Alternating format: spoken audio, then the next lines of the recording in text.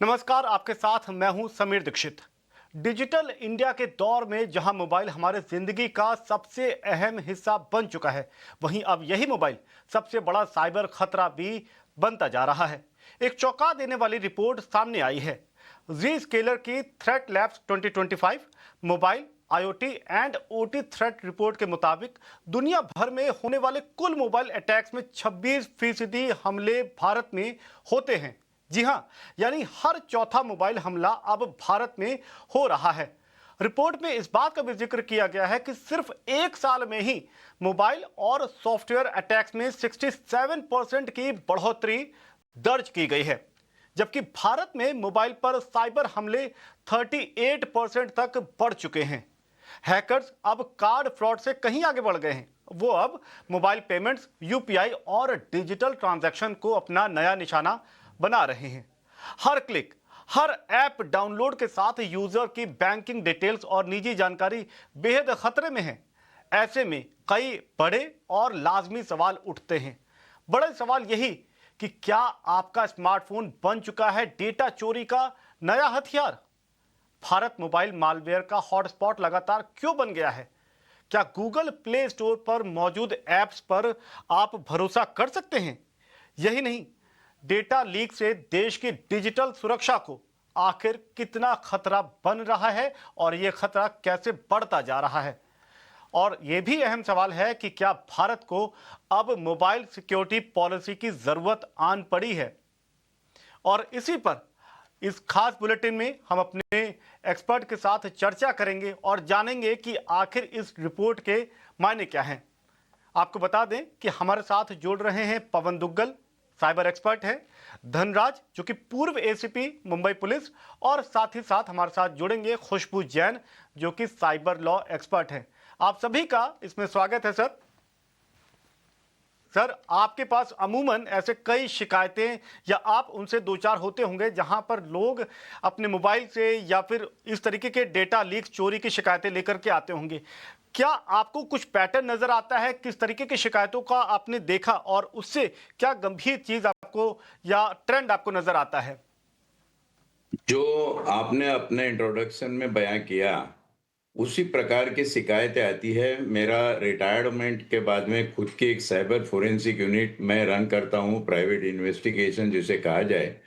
ये Z scalar की report को जब मैंने आज पढ़ा, तो उसके अंदर जो बात बताई है बिल्कुल सही बताई है। सबसे पहले जेड स्केलर की रिपोर्ट इकोनॉमिक टाइम्स, उनका शुक्रिया अदा करता हूं, और उसके बाद में समीर, मैं आपका और आपके चैनल का शुक्रिया अदा करता हूं, क्योंकि इसके ऊपर आम तौर पे बात होती नहीं है।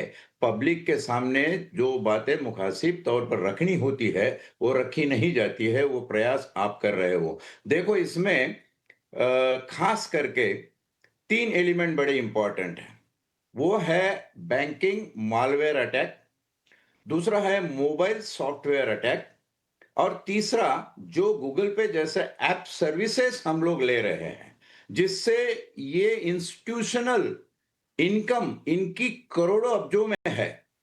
इन तीनों चीजों में हमें एक एलिमेंट ध्यान में रखना होगा कि what is their sense of responsibility and their accountability when the fraud has been committed. जब मैं ये बात करता हूं तो हमको थोड़ा स्टैटिस्टिकल फिगर से पीछे जाना होगा, जहां पे कुछ साल पहले अमेरिका नंबर 1 पे था, कनाडा नंबर 1 पे रहा उसके बाद, और अब वो नौबत भारत की आई है। भारत डिजिटल फ्रॉड में नंबर 1 हो गया है, और इसमें कई लोगों के मालवेयर इंट्रोड्यूस किए हुए सिस्टम से पैसे जा रहे हैं और रिकवरी ऑलमोस्ट जीरो है। हमारी साइबर क्राइम डिटेक्शन यूनिट कोशिश करती है, लेकिन ये इंटरनेशनल गूगल और फेसबुक जैसे जो बड़े मैग्नेट्स है, ये मैग्नेट्स बड़े मुश्किल से इंफॉर्मेशन लीक करते हैं। या कोई एक आईपी एड्रेस को अगर ढूंढना हो तो 4-4 साल तक हम लोग रिमाइंडर भेजते रहे और वहां से कुछ नहीं मिला। ये हालत है। सोचना यह है इसमें कि इंटरनेट ऑफ थिंग्स, आईओटी जिसको कहते हैं, और ऑपरेशनल टेक्नोलॉजी, ओटी जिसको कहते हैं, ये दोनों किसके कब्जे में है? Who should be accountable, who should be responsible? इन दोनों के लिए जिम्मेदार किसको माना जाए? तो इंटरनेट ऑफ थिंग्स ठीक, जो है किसी की वो जिम्मेदारी तो यहाँ पे तय होगी, लेकिन इस चर्चा में एक बार फिर से मैं पवन दुग्गल जी के पास जाना चाहूंगा, साइबर एक्सपर्ट है। उनसे सीधा सवाल यही, सर आपको क्या लगता है कि आंकड़ों में बढ़ोतरी साइबर अटैक की, विशेषकर मोबाइल पे, ये किस ट्रेंड को दिखा रही है? ये इस ट्रेंड को दिखा रही है कि हमें अब तैयार होना होगा एक नए युग का। वो युग है न्यू साइबर वर्ल्ड ऑर्डर का युग। वो युग है golden age of cyber crime का। यानी कि कोविड-19 के बाद हम पा रहे हैं कि golden age of cyber crime लगातार सामने आती जा रही है। लेकिन उसके तत्पश्चात भी हम लोग इतने ना तो तैयार हैं, ना हमारी कहीं प्रकार से कोशिशें की जा रही हैं साइबर क्राइम को अंजाम ना देने के लिए। इनफैक्ट हमारे लॉज़ काफ़ी ज़्यादा कमज़ोर हैं और यही कारणवश है कि हम पाते हैं कि डिटेक्शन, इन्वेस्टिगेशन और प्रोसिक्यूशन ऑफ साइबर क्राइम में हमको दिक्कत आती है।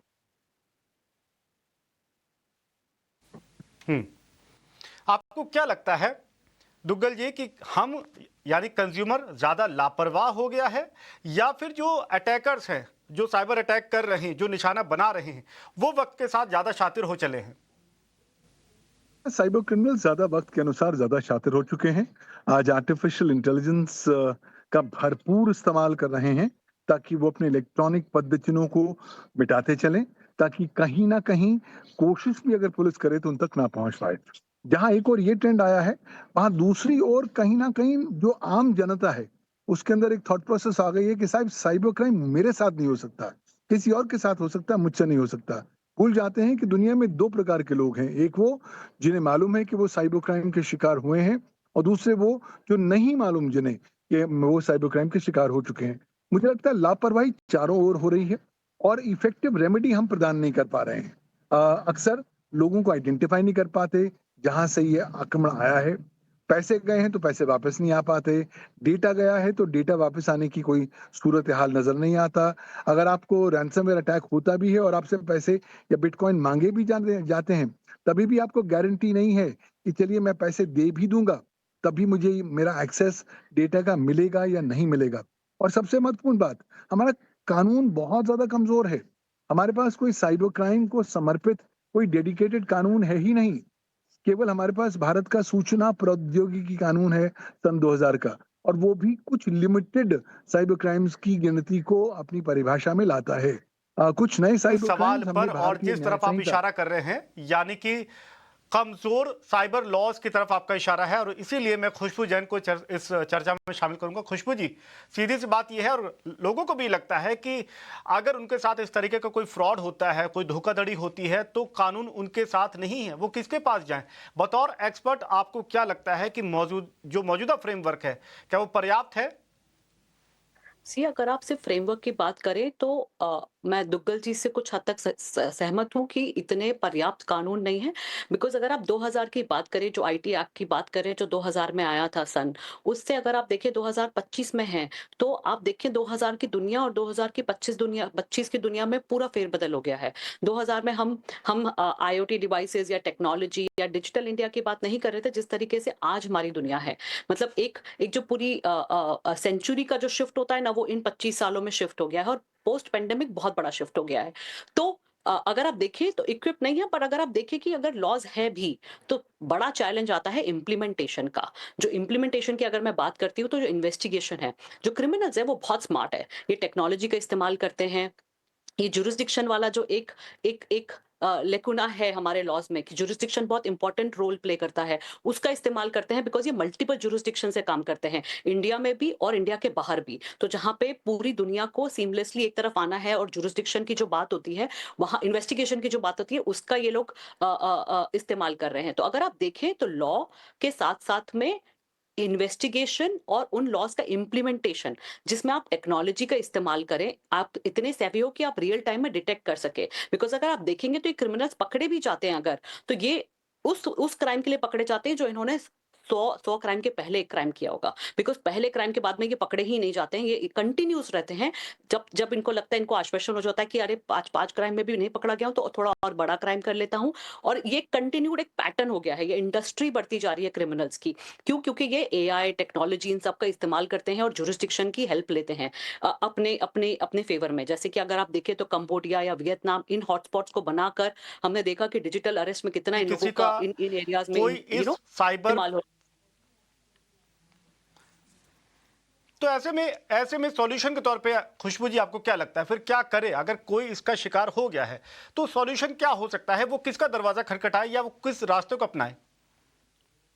अगर आप देखें तो सरकार बहुत सारे काम कर रही है। जो भी साइबर क्राइम है जिसमें पैसे का आपके साथ में हुआ है कि आपके पैसे चले गए हैं, तो 1930 एक नंबर है जो मिनिस्ट्री ऑफ होम अफेयर की I4C के अंदर दिया गया है। 1930 पे आप इमीडिएटली कॉल करें और आप बताएं, बकायदा उस टाइम पे आप रेडी रखें कि आपने कौन से अकाउंट से किस अकाउंट में या किस यूपीआई आईडी में आपने पैसे ट्रांसफर किए हैं, किस डेट पे किए हैं। साथ ही साथ cybercrime.gov. मैं रिपीट कर रही हूँ, cybercrime.gov.in। यहाँ पे जाके आप अपनी 1 पैराग्राफ 2 पैराग्राफ की कंप्लेंट डाल दें और आपके पास में उसको लेकर जितने भी सबूत हैं, स्क्रीनशॉट्स है, यूआरएल्स हैं, ट्रांजैक्शंस की डिटेल्स है, वो वहां पे अटैच कर दें। तो ये 2 चीजें आपके लिए इमीडिएटली बहुत जरूरी है। तीसरा, आप अगर बैंकिंग के लिए ही कर रहे हैं तो आप अपने बैंक को कॉल करके इमीडिएटली इन्फॉर्म कर सकते हैं, बिकॉज बहुत इसमें ट्रांजेक्शंस में रोक लगाई सकती है अगर सही समय पे आपने कॉल कर दिया है अपनी बैंक में। इसके बाद में I4C और स्टेप आगे जा रही है। जो हमारी सरकार है वो ये बोल रही है कि I4C में ही उन्होंने सस्पेक्ट करके एक ऑप्शन दिया है, जहां पे अगर आप किसी भी तरीके के ट्रांजैक्शंस करते हैं तो सस्पेक्ट वाले ऑप्शन में क्लिक करके आप चेक कर सकते हैं कि कहीं ये नंबर, कहीं ये आईडी, कहीं ये वेबसाइट सस्पेक्ट तो नहीं ठीक है। है, अगर सस्पेक्ट में आता ठीक है है, तो थोड़ा पीछे आ जाए। हाँ। ठीक है। धनराज जी, इतना 3 4 5 जो बताए हैं कि कैसे आप अप्रोच कर सकते हैं, आप जहां पर अपनी सुनवाई के लिए दरवाजा खटखटा सकते हैं। क्योंकि आपने जिक्र किया कि रिटायरमेंट के बाद इस गंभीर मसले पर आप एफर्ट ले रही हैं, आप कुछ इसमें इस दिशा में पीड़ितों की मदद करने की कोशिश कर रहे हैं।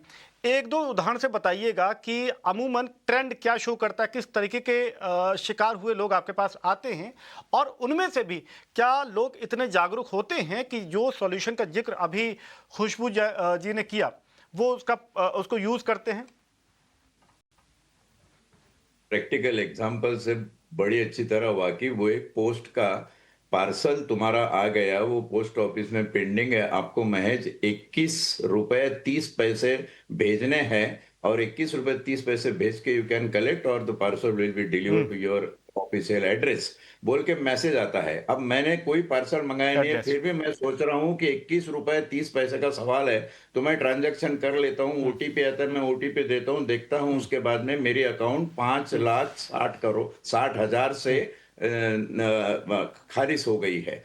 तो ये केस कैसे हुआ? तो हमने सबसे पहले जाकर बैंक से पूछा कि भैया इसमें एचडीएफसी बैंक, जो कि इसमें मेंशन भी किया है, तुम्हारे जेड स्केलर रिपोर्ट में 3 बैंक मेंशन किए हैं, HDFC, ICICI and axis bank. ये सारे इंटरनेशनल बैंकिंग नेटवर्क है। तो बैंक ने ठीक कहा है। कि ये उसका फॉल्ट है, उसने ओटीपी भेज दिया, उसका फॉल्ट है। अच्छा, ओटीपी जनरेट कहाँ हुआ? अब इसको आप ध्यान से सुनिए, मैं जो कहने जा रहा हूं। अनप्रोटेक्टेड आईओटी एंड ओटी, दूसरा है ऑपरेशनल टेक्नोलॉजी, और तीसरा है अनसिक्योर्ड ऑपरेशनल एनवायरनमेंट। ये तीनों चीजें किसके अख्तियार में है? ये फाइनेंशियल इंस्टीट्यूट के अख्तियार में, including banking. Social media sites इनके पास में इनकी की लॉगर्स हैं, और क्रिप्टो वैलेट जो गूगल पे से तूक खाता है उससे काफी परे अलग चीज है, लेकिन इससे है। तो इनकी responsibility being a custodian of customers money ज्यादा होती है। आरबीआई के डायरेक्टिव क्लियर है, लेकिन ये लोग उपभोक्ता को लिखते हैं कि आप भले हमारे खिलाफ कोर्ट में केस कर दीजिए, हमें कोई चिंता नहीं है, हम आपको पैसे नहीं देंगे। Then why you are custodian? आप कोई जिम्मेदार फर्क किस नहीं चीज पड़ेगा। की? ठीक बात है। इसलिए सबसे बड़ी जरूरत है इस देश में समीर, वो पवन ये जी, है कि ये कानून बनाया जाए और अकाउंटेबिलिटी के दायरे के अंदर ये फाइनेंशियल इंस्टीट्यूट इंक्लूडिंग बैंक्स, सारे सोशल मीडिया जो अधिकृत रूप से इंडिया में मोबाइल पे चलते हैं, और क्रिप्टो वैलेट जो अधिकृत रूप से आते हैं, उनके ऊपर पाबंदी लगा के उनको जब तक बिल्कुल। आप साइबर क्राइम के दायरे में नहीं लाएंगे, इसको निगरानी की जरूरत है। मैं उम्मीद करता वाला हूं है कि नहीं, आपकी आगे आवाज एक ही मिनट, जरूर एक सही ही कानों तक सवाल पहुंच है। रही होगी ताकि वो इसका संज्ञान ले। पवन जी, आपको दोबारा मैं चर्चा में इसलिए शामिल करूंगा, मेरे आपसे दो सवाल यहां पर हैं। एक तो बतौर कंज्यूमर मैं ये कैसे ट्रस्ट कर पाऊंगा कि गूगल प्ले पे जो एप्स हैं वो कितने ट्रस्टवर्दी हैं, कितने सिक्योर्ड हैं। एक कंज्यूमर के तौर पे मुझे किन बातों का ध्यान रखना चाहिए। दूसरा, चूंकि आप साइबर एक्सपर्ट हैं, तो सिर्फ इन ऐप्स ही नहीं बल्कि मोबाइल पे जो कॉल आती हैं, जो मैसेजेस आते हैं, मुझे किन बातों का ध्यान रखना चाहिए कि कम से कम इस तरीके से मैं बच सकता हूं। पहली बात तो मुझे कोई भी ऐप को डाउनलोड करने से पहले उसके बारे में ऑनलाइन रिव्यूज चेक करने चाहिए कि लोग कहते क्या हैं, उनकी शिकायतें क्या हैं। अगर आपको कहीं पे भी मेजर शिकायत नजर आती है तो पहली इंडिकेशन है साहब इस ऐप को डाउनलोड नहीं करना, चाहे वो ऐप स्टोर पर ही क्यों ना हो। दूसरी बात, अगर आपने फिर भी अब कन्विंस हो गए हैं तो कृपया उस ऐप के टर्म्स एंड कंडीशंस और प्राइवेसी पॉलिसी को पढ़ लीजिए, इस बात को जानने के लिए कि ये ऐप आपके डेटा का किस तरीके से इस्तेमाल या प्रयोग करने वाला है। अगर आप संतुष्ट होते हैं तभी इस ऐप को डाउनलोड करिए, वरना ना करिए। और अल्टीमेटली ऐप अगर किया भी है तो क्या वो लिमिटेड पर्पस ऐप है, क्या वो आपसे वो परमिशंस मांग रहा है जिसका ताल्लुक उसके मेन थ्रस्ट एरिया के साथ नहीं है।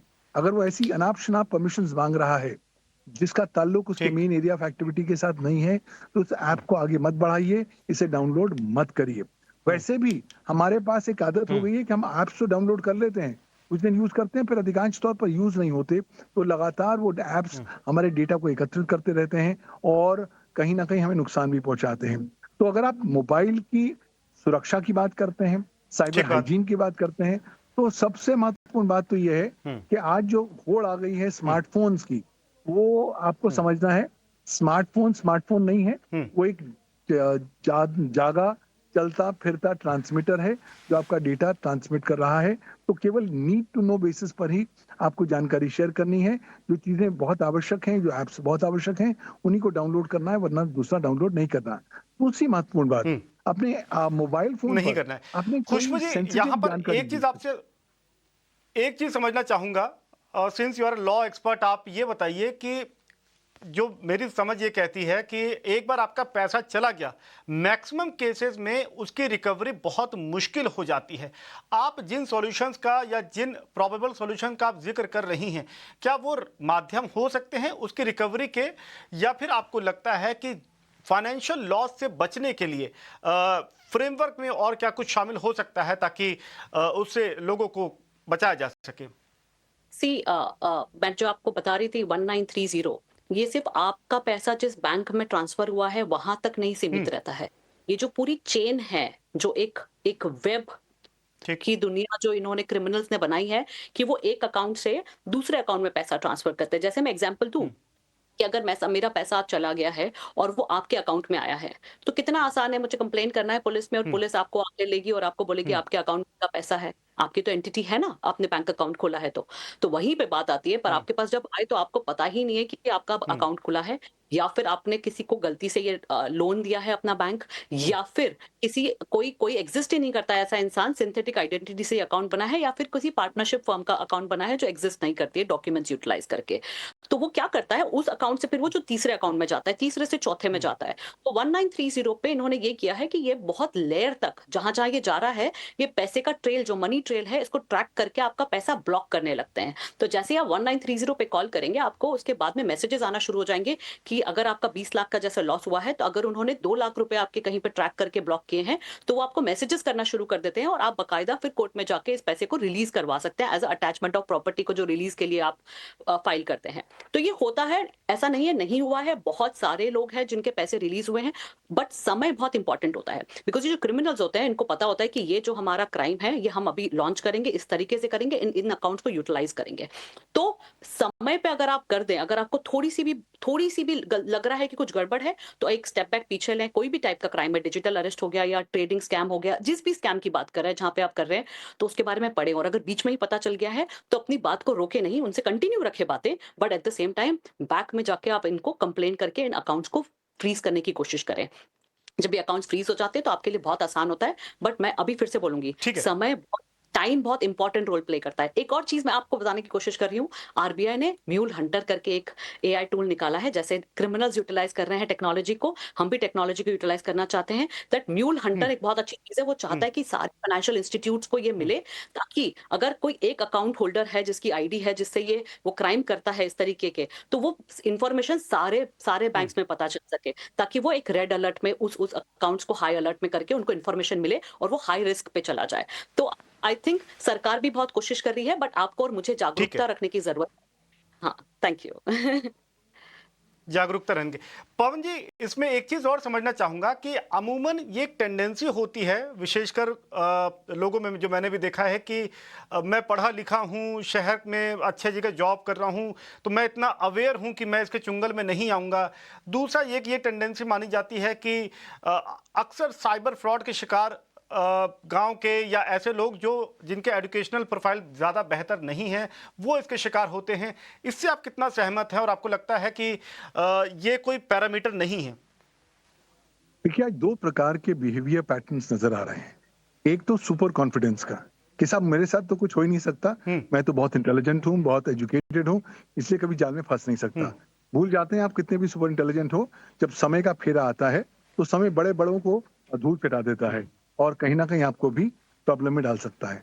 दूसरी महत्वपूर्ण बात है, दूसरा जो ट्रेंड मैं वो देखता हूँ, वो ये देखता हूँ कि साहब लोग कहीं ना कहीं लोगों को लगता है कि साहब ऐसा है कि कुछ भी हो जाए हम जुगाड़ करके वापस बाहर निकल आएंगे। तो जुगाड़ करके आप अपने आप को तो निकाल लेंगे, लेकिन अगर आपका जो पैसा जा चुका है उसको उस जुगाड़ से आप कैसे निकाल पाएंगे? तो एक तो सुपर कॉन्फिडेंस है, दूसरा एक मोटी चमड़ी है।